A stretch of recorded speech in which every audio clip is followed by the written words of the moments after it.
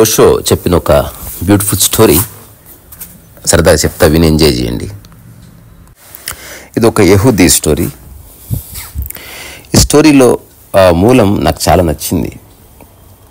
అష్టవక్ర మహాగీతలోని ఈ స్టోరీ తను చెప్తాడు. నేను చాలా ఏళ్ల క్రితం విన్నప్పుడే ఆ స్టోరీని చాలామందికి చెప్తూ ఉండేవాడిని. అంటే నా స్థితికి చాలా దగ్గరగా ఉన్నట్టు అప్పుడు అనిపించేది. ఇప్పుడు జస్ట్ కథ మాత్రమే, కానీ చాలామందికి అది రిలవెంట్గా అనిపించవచ్చు. ఆ కథ ఏమిటంటే,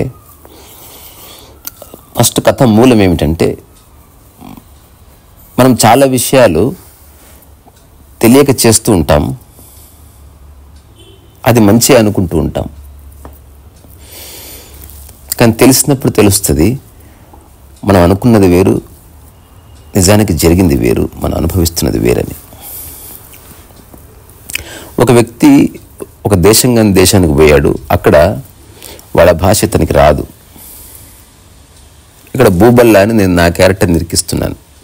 సో భూబల్లా ఒక దేశానికి పోయాడు. అక్కడి భాష కానీ, అక్కడ వేషధారణ కానీ, అక్కడ కల్చర్ కానీ తనకేమీ తెలియదు.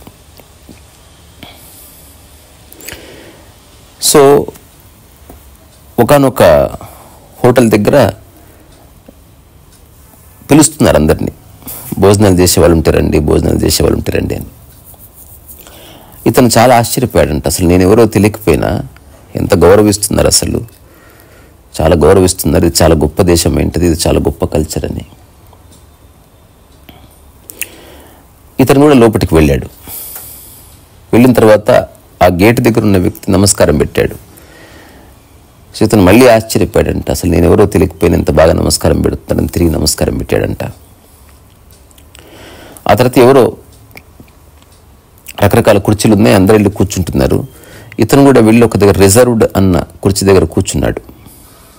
కూర్చున్న తర్వాత ఎవరో వచ్చి ఆ రిజర్వ్డ్ అనే కుర్చీ చూపిస్తూ ఇక్కడ మీరు కూర్చోకూడదు అని చెప్తున్నాడంట గౌరవంగా. సో ఇతను అది చూసి, అసలు ఈ దేశం వాడిని కాకపోయినా నాకు ఒక ప్రత్యేకమైన కుర్చీ వేసి నన్ను ఎంత గౌరవంగా చూసుకుంటున్నారో చూడు అని చెప్పిన తర్వాత వాళ్ళ ఓనర్ వాళ్ళందరూ వచ్చి, సరే అతను తిల్లి కూర్చున్నాడేమో అని అనుకున్నారు వాళ్ళ భాషలో. ఆ తర్వాత ఫుడ్ వచ్చింది. ఆ ఫుడ్ వచ్చిన తర్వాత అతను తిన్నాడు. తిన్న తర్వాత బిల్లు తీసుకొచ్చారంట. ఆ బిల్లు అతను బిల్లు అనుకోలే. ఓహో, ఇక్కడ ఫ్రీగా భోజనం కూడా పెట్టి నేను ఈ దేశానికి వచ్చినందుకు, వీళ్ళ హోటల్కి వచ్చినందుకు ప్రశంసా పత్రం కూడా ఇస్తున్నారు అని అనుకున్నాడంట తను. ఆ తర్వాత ఆ ఎదురుగా వచ్చిన వ్యక్తి నమస్కారాలు పెడుతూ ఉన్నాడంట, అంటే బిల్లు కట్టమని. కానీ ఇతనికి అర్థం కాలే. ఇతను అనుకున్నాడంట, ఓహో తిన్నందుకు వాళ్ళకి చాలా కృతజ్ఞతాభావంగా అనిపించింది. ఇతను లేచి తిరిగి నమస్కారాలు పెడుతున్నాడంట. సో ఎదురుగున్న వ్యక్తి ఏం అర్థం కాలేదు. వెళ్ళి ఆ హోటల్ ఓనర్ని తీసుకుని వచ్చాడంట. అప్పుడు ఇతను అనుకున్నాడంట, అసలు వీళ్ళ ప్రేమకి హద్దు లేదయ్యా, అసలు నన్ను అభినందించడానికి హోటల్ ఓనర్ కూడా వస్తున్నాడు, అతను కూడా నాకు నమస్కరిస్తున్నాడు, ఇది ఎంత గొప్ప విషయం ఇది. ఆ తర్వాత వాళ్ళు నమస్కారాలు పెడుతున్నారు, వీళ్ళు నమస్కారాలు పెడుతున్నారు. అదొక బుద్ధిస్ట్ కంట్రీ లాంటిది. ఎంత చెప్పినా ఇతనికి అర్థం కావట్లేదు. కాబట్టి వాళ్ళ కస్టమ్స్ ప్రకారం ఎవరైతే బిల్లు కట్టకుండా తిని వెళతారో వాళ్ళని గాడిద మీద ఊరేగిస్తారు. సో ఆ ఊర్లో అందరికీ తెలుసు, గాడిదని తీసుకొచ్చారంటే ఎవరో ఒక వ్యక్తి బిల్లు కట్టలేదని అందరూ చూడ్డానికి తండోపతండాలుగా వచ్చేస్తున్నారు. సో గాడిదని తీసుకొచ్చారు. ఆ గాడిద మెడలో గంట ఉంది, దానికి ఒక బోర్డు కూడా ఉంది, పీకల్లాగా తిని బిల్లు ఎగేసిపోతున్న వ్యక్తి అని దాని మీద వాళ్ళ భాషలో రాసింది. ఇప్పుడు ఇతన్ని మెల్లగా రెట్టబట్టుకొని తీసుకెళ్లారు బయటికి. ఇతను అనుకున్నాడంట, ఎంత గొప్ప సాంప్రదాయం అసలు, వీళ్ళందరూ హాయిగా కేకలేస్తూ కేరింతలేస్తూ నన్ను లోపలికి ఆహ్వానించారు, భోజనం పెట్టారు, ప్రశంసా పత్రం ఇచ్చారు. ఈ సర్వ్ చేసిన వాళ్ళతో పాటు హోటల్ ఓనర్ వచ్చి నాకు నమస్కారాలు పెట్టాడు. అసలు పుడితే ఇలాంటి దేశంలో పుట్టాలి, అనవసరంగా నేను మా దేశంలో పుట్టాను అనుకున్నాడంట. ఆ తర్వాత బయటికి తీసుకెళ్తే ఆశ్చర్యం, కొన్ని వేల మంది జనాలు వచ్చున్నారు. ఈ వ్యక్తి ఎవరు, అసలు ఈ దేశంలో భోజనానికి డబ్బులు ఇవ్వకుండా తిన్నది. వాళ్ళ కల్చర్ ప్రకారం అది చాలా పెద్ద వింత అన్నమాట. సో అట్లాంటి వాడిని ఊరికే గాడిద మీద ఊరేగిస్తారు, ఊరంతా తిప్పి వదిలేస్తారు యాక్చువల్గా. సో ఇతన్ని గాడిద మీద కూర్చోమని చెప్తే అసలు కన్నీళ్ళు వచ్చాయట అతనికి. అసలు నేను ఏ దేశం వాడినో తెలియకపోయినా వీళ్ళ సాంప్రదాయం ప్రకారం పిలిచారు, గౌరవించారు, భోజనం పెట్టారు, రెస్పెక్ట్ ఇచ్చారు, దండాలు పెట్టారు, ప్రశంసా పత్రం ఇచ్చారు. ఇప్పుడు వీళ్ళ ప్రేమకి హద్దు లేకుండా పోయింది, నన్ను ఇలా గాడిద మీద గౌరవంగా ఊరేగిస్తున్నారు. ఆ తర్వాత ఆ మెళ్ళలో ఏదో రాసింది, అందరూ ఆ రాసిన దాన్ని చూపిస్తూ ఇతను చూపిస్తున్నారంట.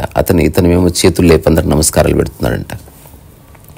ఆ తర్వాత ఆ గాడిద మీద కూర్చొని ఆ ఊర్లో తీసుకెళ్తున్నారు. ఆ మిగతా వాళ్ళంతా రకరకాల నినాదాలు చేస్తున్నారు, తిడుతూ కామెడీగా.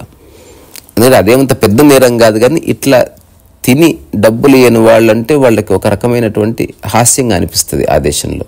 ఇది కథనే కాబట్టి ఏ దేశం అని అడగొద్దు.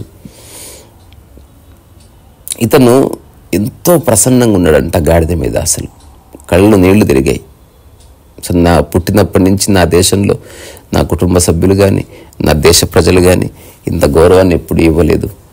ఇతను ఎంత గొప్ప గౌరవాన్ని ఇస్తున్నాడు, ఇక్కడ ఎంత గొప్ప గౌరవాన్ని ఇస్తున్నారు, నాకు ఎన్నెన్నో చేశారు వీళ్ళు. ఈ హాఫ్ అన్ అవర్లో నా జీవితంలో ఎప్పుడు అనుభవించని స్వర్గ సుఖాలు, అంత గొప్ప గౌరవాన్ని అనుభవించాను అని అనుకొని ఆ గాడిద మీద పోతూ ఉంటే తన మనసులో ఒక ఆలోచన వచ్చిందంట. ఆహా, ఇప్పుడు నా ఊరివాడు ఎవడన్నా చూస్తే ఎంత బాగుంటుందయ్యా. అసలు ఇలాంటి సందర్భం కదా చూడవలసింది. ఊర్లో నేను కష్టాలు పడుతుంటే చూశారు, కన్నీళ్లు కారుస్తుంటే చూశారు, కానీ ఇట్లా ఎప్పుడు చూడలేదే. మన ఊరివాడు ఉంటే ఎంత బాగుండేది. అసలు ఈ క్షణం మనం అనుకుంటాం కదా, ఏదైనా అవార్డు వచ్చినప్పుడు మన ఊరి వాళ్ళు వస్తే బాగుంటుంది, పెళ్లి చేసుకుంటే మనకు తెలిసిన వాళ్ళు వస్తే బాగుంటుంది, అంటే మన వైభోగాన్ని వాళ్ళు చూస్తే బాగుంటుంది, ఏ విధంగా అయినా బాగుంటుంది.